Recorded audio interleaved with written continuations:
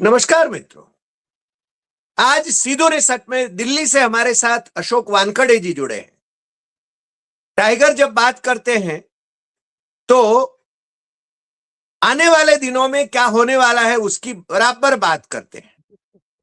और चूंकि अशोक जी महाराष्ट्र से हैं, वैसे उनकी कर्मभूमि मध्य प्रदेश रही, दिल्ली रही, वो अभी भी महाराष्ट्र के हर एक इलाके से वाकिफ है। लाइव इंटरेक्शन होता है उनका। और आज हम जो बात करने वाले हैं वो महाराष्ट्र में अभी अभी जो खत्म हुए चुनाव उस पर बात करने वाले हैं। अशोक जी, आपका सीधू ने सट में स्वागत है। और आप नमस्कार। महाराष्ट्र के जानकार हैं, इसलिए आप उस पर अपनी राय देवें ये और हमारे दर्शकों को और हमें उपकृत करें। अशोक जी। प्रणाम सभी दर्शकों को प्रणाम। अ, सबसे पहले तो महाराष्ट्र की बात होगी तो जो 29 महानगर पालिकाओं के चुनाव हुए और 15 जिला परिषद के चुनाव अब होने वाले हैं, जिसका रिजल्ट 7 फरवरी को आएगा, वोटिंग 5 फरवरी को है। ये बड़ी अजीब स्थिति है देश में, जहाँ प्रधानमंत्री लगातार पूर्व राष्ट्रपति के अध्यक्षता में इस कमिटी बना के वन इलेक्शन वन नेशन की बात करते हैं। लेकिन स्थानीय निकाय के चुनाव भी महाराष्ट्र में कैसे हो रहे हैं, यदि मैं बताऊँ आपको तो हास्यास्पद लगेगा। सबसे पहले नगर पालिका, नगर परिषदों के चुनाव हुए, उसके बाद महानगर पालिका के चुनाव हुए, उसके बाद 15 जिला परिषद के चुनाव हुए और उसके बाद बाकी बचे हुए जिला परिषद के चुनाव होंगे। मतलब जिला परिषद के चुनाव भी एक झटके में नहीं कर सकते, नगर पालिका, नगर परिषद और महानगर पालिका के एक साथ नहीं कर सकते। तो आप समझ सकते हैं कि बोलने की बात एक होती है। जनरली मैंने देखा मोदी जी का, वो फोकस चेंज करते हैं। जब उनको लगेगा कि बहुत ज़्यादा जवाबदेही उनकी बनती है, बहुत सवाल उठने लगे देश के, तो एक नया शगुफा छोड़ेंगे मार्केट में। वन नेशन वन इलेक्शन, उपराष्ट्रपति, पूर्व राष्ट्रपति की इसमें ये होगी, ये लोग होंगे और उसमें ये होगी और पूरा गोदी मीडिया, पामेलियन मीडिया जो है भो-भो करता रहेगा सुबह से शाम तक कि नया करीब परिकल्पना है और इतना खर्चा होता है और ये और ओरिजिनल इश्यूज होंगे वो डार्क होंगे। इसलिए मैंने कहा कि जैसा महिलाओं को रिजर्वेशन 33% देने की बात हो रही थी, तो एकाएक कहा कि महिलाओं को रिजर्वेशन और स्पेशल सेशन बुलाया गया और हमको लगा पता नहीं क्या कौन-सा तीर मारने जा रहे हैं। बोले 33% रिजर्वेशन फॉर महिला। कब? कब? 2029, 37, 42 कोई पता नहीं। बस उस टाइम पे वो उनको एक फोकस चेंज करना था तो उन्होंने कर दिया और ओरिजिनल इश्यू जो है देश के सामने वो पड़े रहते हैं। अभी महाराष्ट्र में चुनाव हुए उसको मिनी इलेक्शंस बोला जाता है विधानसभा, क्योंकि 29 महानगर पालिकाएँ हैं, बहुत ज़्यादा ये है। शहरों में वैसा ही बीजेपी का वजूद रहा है, कोई बड़ी बात नहीं। और नतीजा आने के बाद एक ही बात हो गई, प्रधानमंत्री जी ने कहा कि धन्यवाद महाराष्ट्र, पंचायत से लेके पार्लियामेंट तक अब लोग हमारे साथ हैं। उन्होंने पता नहीं कहाँ से निकाला ये कि जैन जी भी हमारे साथ हैं। अब एक तो परसेंटेज ऑफ वोटिंग देखिए कितना कम है, उसमें महिला इनके साथ ही है क्योंकि बहनों को पैसा दिया, आधी आबादी उसमें से छोड़ दीजिए। अब बाकी बचा हुआ सब जैन जी है, तो फिर बाकी जो लोग हैं जो जैन जी में नहीं है, जो पहले जनरेशन के हैं, उन्होंने वोट डाला कि नहीं डाला पता नहीं। लेकिन अब जैन जी से आप बहुत डर रहे हैं। जैन जी आपके बैक ऑफ द माइंड पे एक हमेशा भूत बन के बैठा हुआ है कि कब ये उठाव करेंगे पता नहीं। अरावली में जब उन्होंने उठाव किया तो आप बिल्कुल गले में आ गई। आपने तुरंत सुप्रीम कोर्ट ने ही अपना ही डिसीजन पे रिव्यू कर लिया। उसके बाद जैन जी वहाँ खड़ा हो गया उत्तराखंड में, तो आपने तुरंत कहा कि अरे नहीं, नहीं वो सीबीआई कर देते, सीबीआई कर देते। ये पहले कर देना चाहिए था आपको, इतनी उस अंकिता के प्रति आपकी संवेदना है। तो जैन जी से बहुत डरे हुए हैं, अमेरिका से बहुत डरे हुए हैं क्योंकि ये डीप स्टेट ना हो जाए। इसी बीच में जब ये कहते हैं कि धन्यवाद महाराष्ट्र एक शगुफा है और मैं कई कई बार हँसता हूँ। अब देखिए महाराष्ट्र के नतीजे आ गए। देवेंद्र फडणवीस की महान गाथा वगैरह। अब मैं महाराष्ट्र के कुछ आंकड़े बताऊँ आपको, तो आपको हास्यास्पद लगेगा। यदि मैं तुलना करूँ 2017 में चुनाव हुए थे, क्योंकि महाराष्ट्र में जो कुछ भी था वो मुंबई महानगर पालिका था। मुंबई महानगर का पालिका का अकेले का बजट 75,000 करोड़ है, जो छोटे-मोटे राज्यों के बजट के बराबर है। तो मुंबई महानगर पालिका और शिवसेना को खत्म करना यही इनका एक ये मकसद था।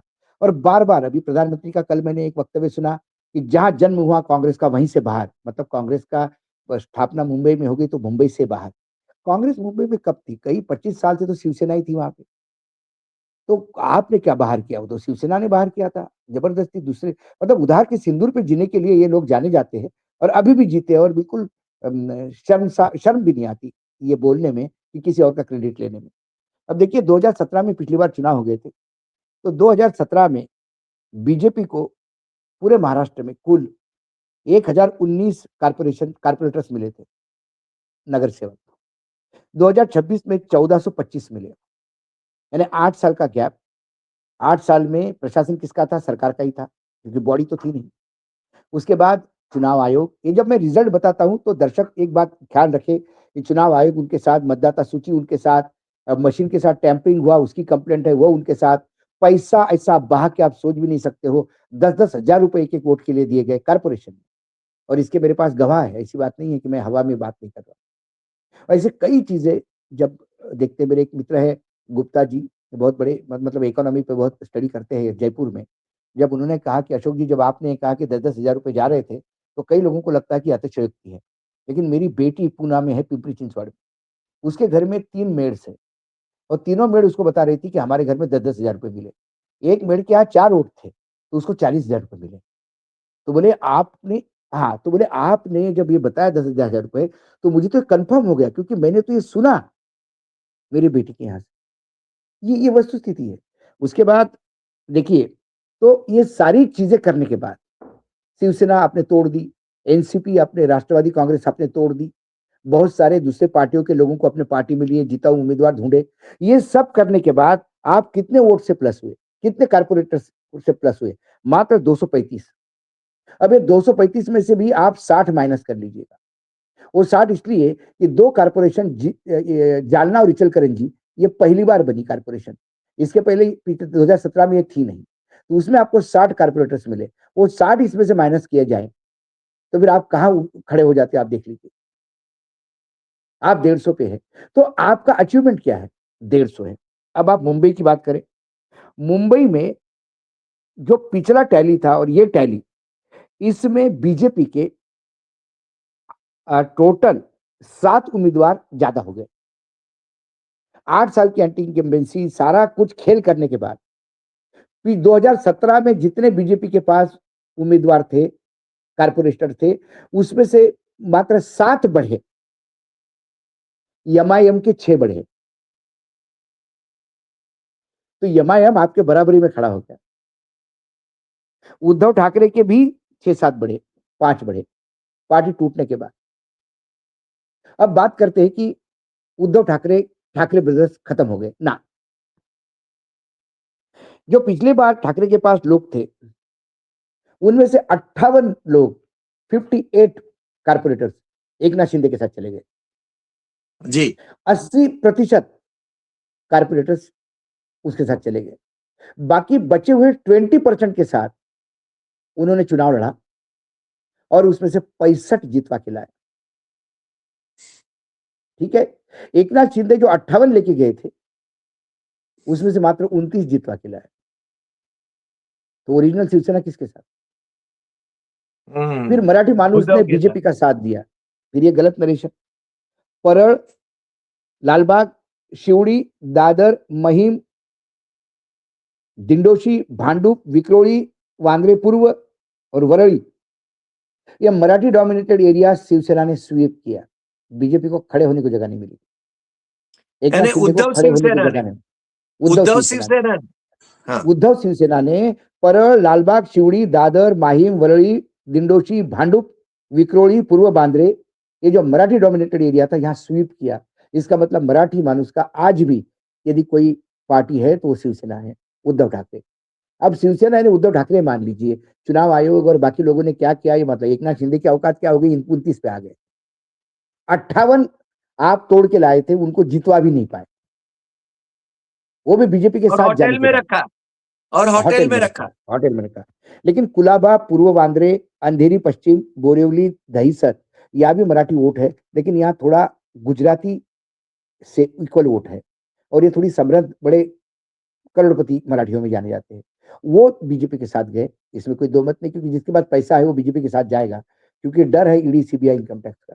ये बात हमेशा याद रखिए।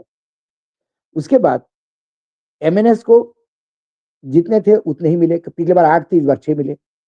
तो बोले राज ठाकरे निपट गए, राज ठाकरे के पास था ही क्या, 8 थे, 6 हो गए।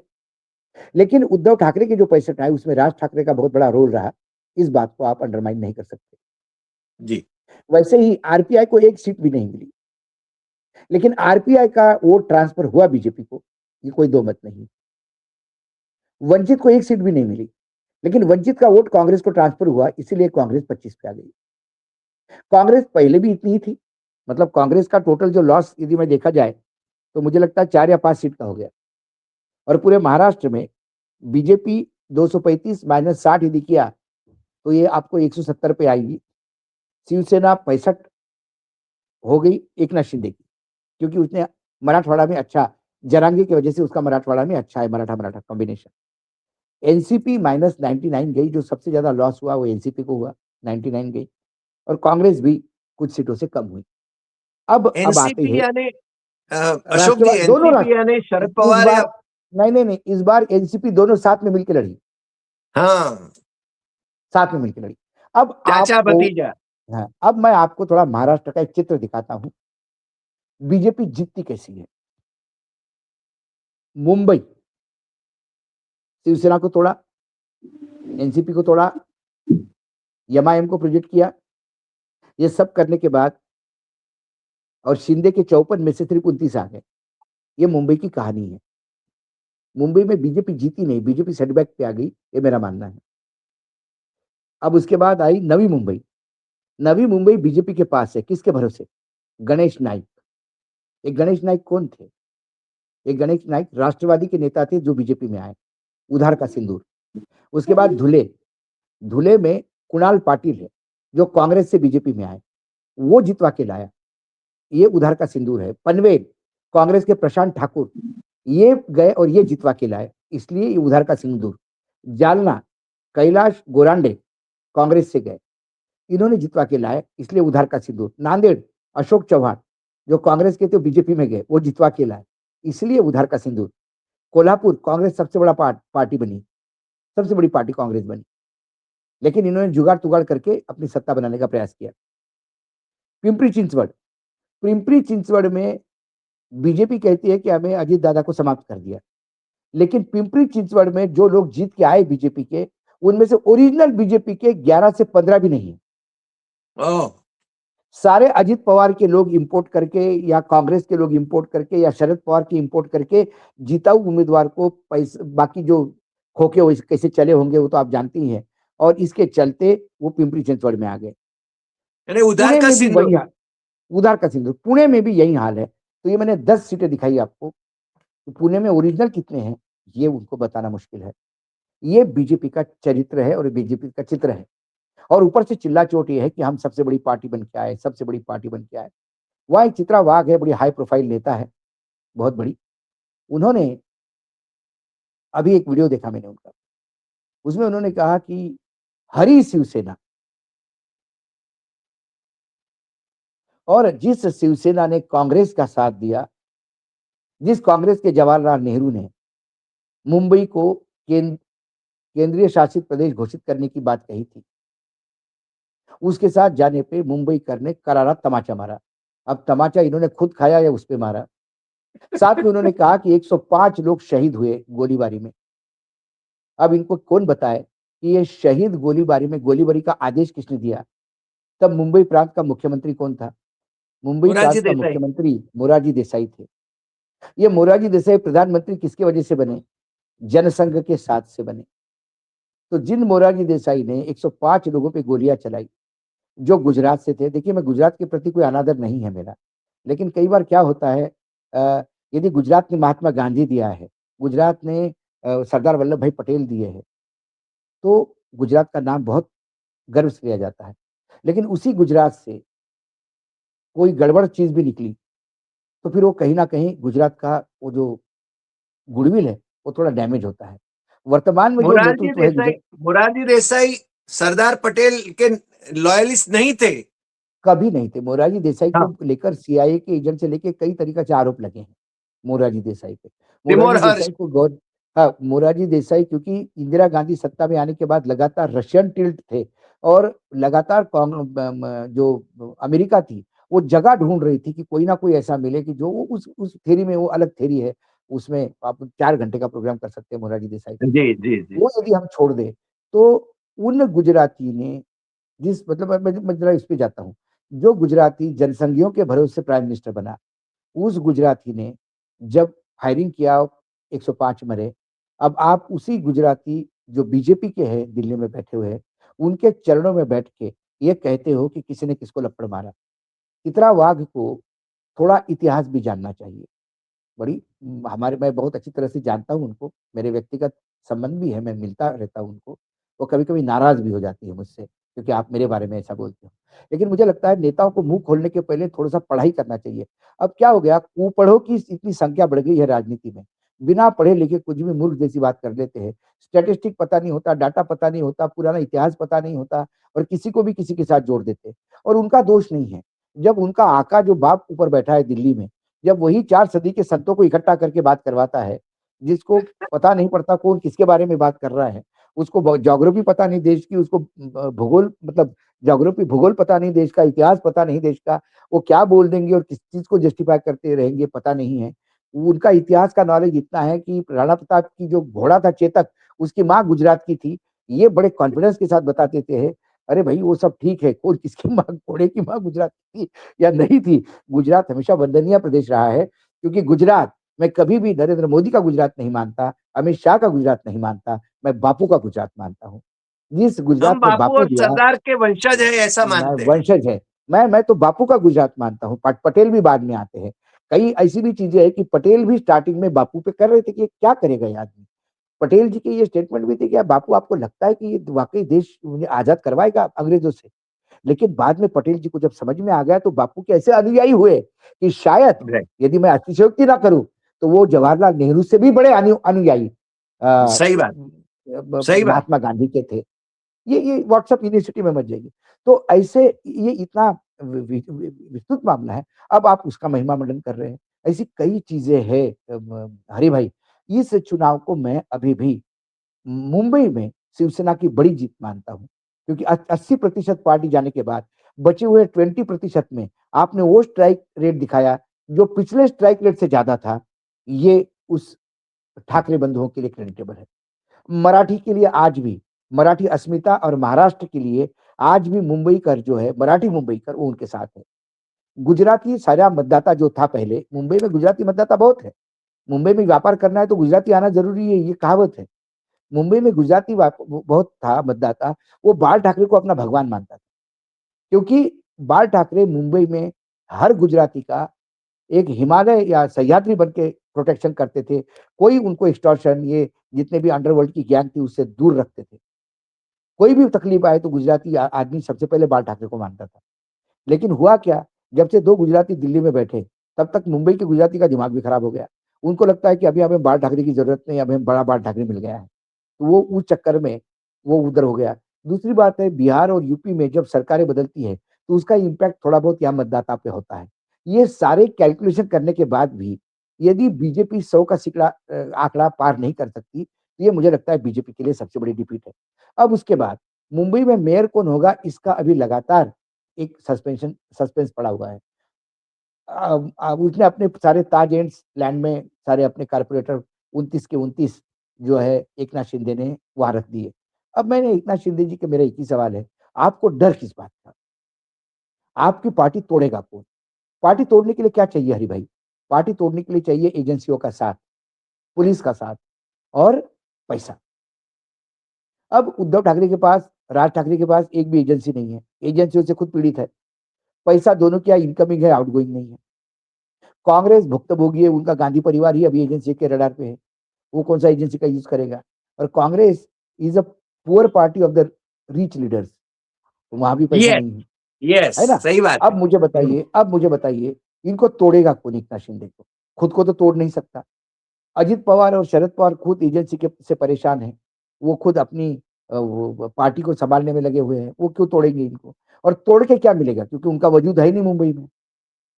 तो फडणवीस से डर एकनाथ रहे हैं, शिंदे को एकनाथ शिंदे को यदि डर है तो बीजेपी से डर है। एकनाथ फडणवीस से। शिंदे को लग फडणवीस से ही डर है। भाई सब जीरो करते हुए आया तो बचा कौन अब? हम्म। बीजेपी, जिसके पास एजेंसीज है, जिसके पास पैसा है, जिन्होंने इन्हीं के भरोसे एकनाथ शिंदे के साथ शिवसेना तोड़ी, अजित पवार के साथ एनसीपी तोड़ी, ईसीपी तो तोड़ी ना। और फिर 50 खोके। अब मैं, आरोप नहीं है, बीजेपी का एक एमएलए ही कह रहा था दूसरे शिंदे के एमएलए को, अरे मुझे मालूम है 50 खोके दिए तभी तुम आए। अब ये तो पब्लिक बात हो गई। तो इतना सारा कामकाज जो है वो सिर्फ बीजेपी कर सकती है, इसलिए एकनाथ शिंदे बीजेपी से डर रहे हैं। उनको लगता है कहीं मेरे 29 में से 20 ले गया बीजेपी, जैसा शिवसेना को तोड़ा वैसा मेरे को भी तोड़ सकते हैं, इसलिए वो अपने कुनबे को लेकर बैठे।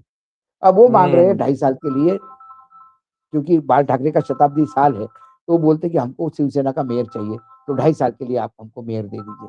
अब 2.5 साल के लिए मेयर देने के लिए तैयार होगा, क्योंकि बीजेपी दिए हुए वादे पे कभी टिकती नहीं। तो ये मुझे मुश्किल लगता है कि वो वहाँ पे 2.5 साल का देगा। लेकिन मुझे ये वाह। भी पता है कि ऊपर से प्रेशर होगा, बाहर से प्रेशर होगा, उसमें एक जुगाड़ सिस्टम ये होगा कि मेयर बीजेपी का रहेगा और स्टैंडिंग कमिटी का पोजीशन जो है, चेयरमैनशिप जो है, वो परमानेंट शिंदे सेना अपने पास रखेगी। जिसके पास स्टैंडिंग कमिटी, उसके पास एटीएम। और सही बात और है। कारपोरेशन से पैसा कैसा निकालना, ये शिवसेना से ज्यादा कोई अच्छी तरह से नहीं जानता। और उसी के प्रोफेसर रह चुके हैं एकनाथ शिंदे। सही बात है। वाह। तो आज कुल मिलाकर अशोक जी, आज आपने आंकड़ों के सहारे, तथ्यों के सहारे ये साबित कर दिया कि महाराष्ट्र में इतना कुछ करने के बावजूद भाजपा जीती नहीं है। भाजपा को मुंबई में भी बहुमत नहीं मिला है और इसलिए एकनाथ शिंदे की शिवसेना को वो तोड़े, ये भी संभावना नजरअंदाज नहीं की जा सकती है। ये आज आपने हमारे दर्शकों ये को डर जिस मुझे प्रकार नहीं है, ये डर मुझे नहीं है, ये डर एकनाथ शिंदे को है, जो अपने कारपोरेटर को लेके, और बता ही रहा है कि हमने उनको, जो नए कारपोरेटर जीत के आए, उनको ट्रेनिंग के लिए वहां रखा है। वाह वाह। भाई ट्रेनिंग के ताज लिए एंड वहां में। रखने, भाई ट्रेनिंग के लिए रखने के लिए आप सुबह बुला के शाम को वापस भेज सकते हैं घर पे रात को। सही बात। रात भर ऐसा कौन सा ट्रेनिंग चल रहा है आपका? और क्यों इतनी पुलिस लगी है, क्यों इतनी सिक्योरिटी लगी है? वाह वाह।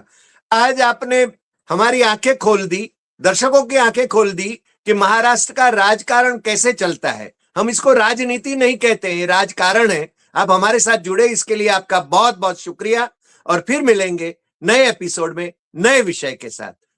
धन्यवाद। नमस्कार। नमस्कार।